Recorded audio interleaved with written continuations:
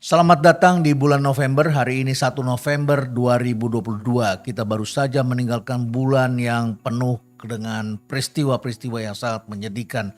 Dan mengacu kepada sastrawan dari Kanada, Joy Fielding, dia mengatakan bahwa Oktober adalah bulan yang paling sulit diandalkan karena dipenuhi dengan banyak hal yang menghantui kehidupan dan penuh dengan bayangan. Itulah makanya pada akhir bulan Oktober di beberapa negara kemudian dilaksanakan sebuah pesta yang disebut pesta Halloween, di mana manusia menggunakan atribut-atribut seperti hantu, yang antara lain adalah menggunakan pumpkin, dan kemudian orang datang mengetuk pintu.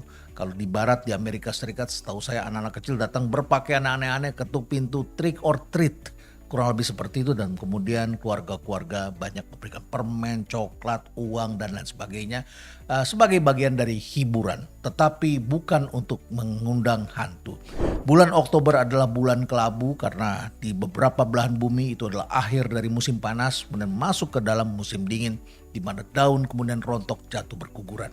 Barangkali musim itu adalah musim yang sangat sedih dan sering digambarkan dalam film-film bahwa daun yang rontok itu menggambarkan suasana kehidupan yang berubah.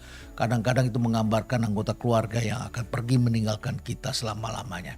Tragedi Kanjuruhan telah terjadi dan menimbulkan korban. Sampai hari ini sudah 135 orang yang tewas dan mayoritas adalah anak-anak remaja berusia 14 sampai 22 tahun. Kemudian juga kita saksikan ditutup dengan beragam peristiwa yang juga menimbulkan kematian. Apa benang merahnya? Mari kita lihat apa yang terjadi di Itaewon. Ini sebuah kawasan yang Anda sudah dengar ceritanya, menewaskan 154 orang. Dan saya coba lihat videonya, saya putar berulang-ulang. Dan saya lihat di situ jenazah yang dibawa rata-rata masih sangat belia. Dan mereka mengalami apa yang disebut sebagai human stampede. Manusia berdesak-desakan, kemudian tidak bisa bernafas. Juga saya saksikan ada di jembatan gantung Gujarat, jembatan gantung kota Morbi, menewaskan 132 orang. Saya coba evaluasi, buka videonya, saya tonton berkali-kali. Di situ saya saksikan sejumlah orang tengah membuat konten. Jembatan ini memang usianya sudah cukup lama, kabelnya juga menurut saya kawat-kawatnya tidak terlalu kuat. Jadi kalau ada sekitar 10-20 orang mungkin dia masih kuat. Ini ratusan orang di atas jembatan gantung Gujarat dan kemungkinan ada orang yang sedang membuat konten. Ada sebuah video di India yang saya buka dalam bahasa India, saya tidak mengerti tapi saya mengerti videonya, di mana ada beberapa orang yang menendang-nendang kawat yang menggantung di jembatan itu, dan mereka membuat konten bergerak-gerak dengan sangat agresif dan orang di kiri kanannya semua bergerak. Bayangkan ratusan orang, suddenly kemudian jembatan bless, ternyata lebih dari 100 meter tingginya dan entahlah dalamnya berapa, di beberapa titik masih banyak eceng gondok. Jadi kemungkinan besar masih cukup banyak jenazah yang belum ditemukan di sana.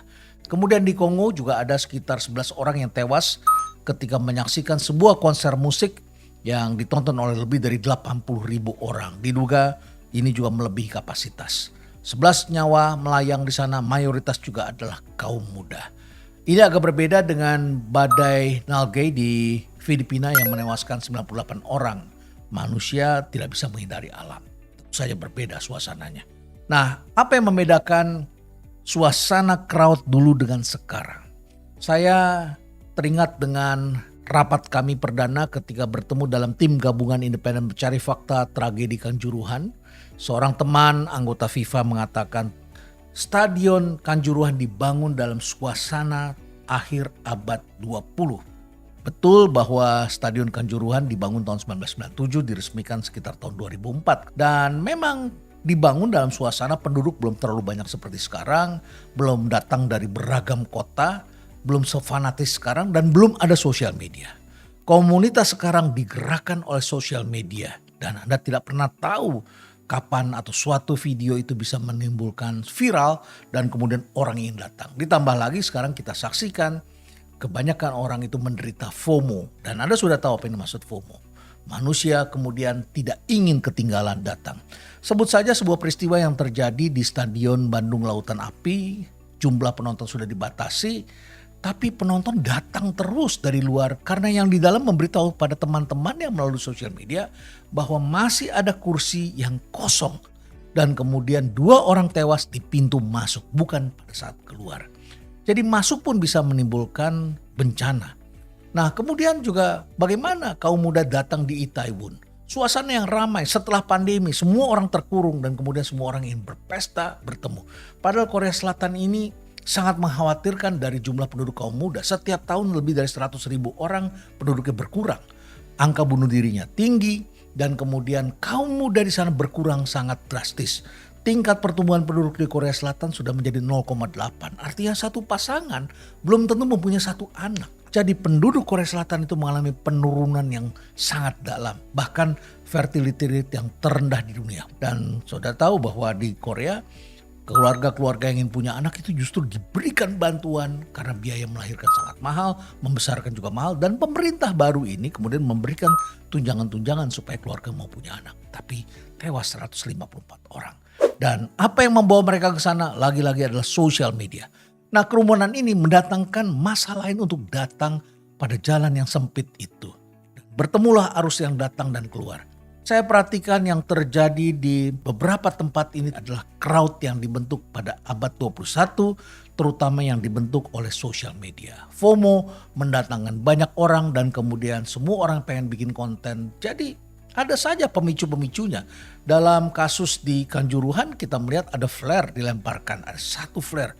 Kami menduga itu tanda untuk mengajak yang lain bergerak. Ada lagi seorang anak muda di lapangan yang membawa tulisan, membawa slayer begitu di stadion. Kemudian dia lari keliling semacam tanda agar mengajak yang lain untuk turun ke lapangan. Tentu saja ini memancing keributan dan juga memancing petugas yang akhirnya kemudian terjadilah hal-hal yang tidak kita inginkan. Maka ketika berada di dalam kerumunan memang kita harus menjadi lebih waspada. Ingatkan pada anak-anak Anda, para remaja terutama, ketika berada di dalam kerumunan manusia seringkali kehilangan akal sehatnya.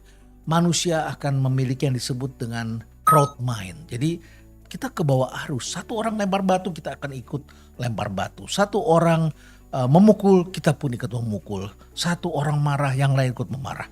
Oleh karena itu polisi di negara-negara tertentu yang paham psikologi sosial ini kemudian cenderung menyemprotkan water cannon. Dan setelah itu ditarik satu persatu dipisahkan supaya tidak terjadi crowd mind. Dan massa ini harus dipisah-pisahkan menjadi lebih aman. Di dalam human stampede tentu saja banyak korban dan Anda harus mencari titik untuk keluar. Maka ketika berada di dalam kerumunan, siapapun kita hendaknya tetap selalu waspada dan melihat kiri kanan atas bawah. Dari situ barangkali kita bisa lebih waspada. Ada seorang novelis lain, Bonaro W. Overstreet, yang pernah mengatakan October is a symphony of permanence and change. Jadi di situ ada sesuatu yang berubah.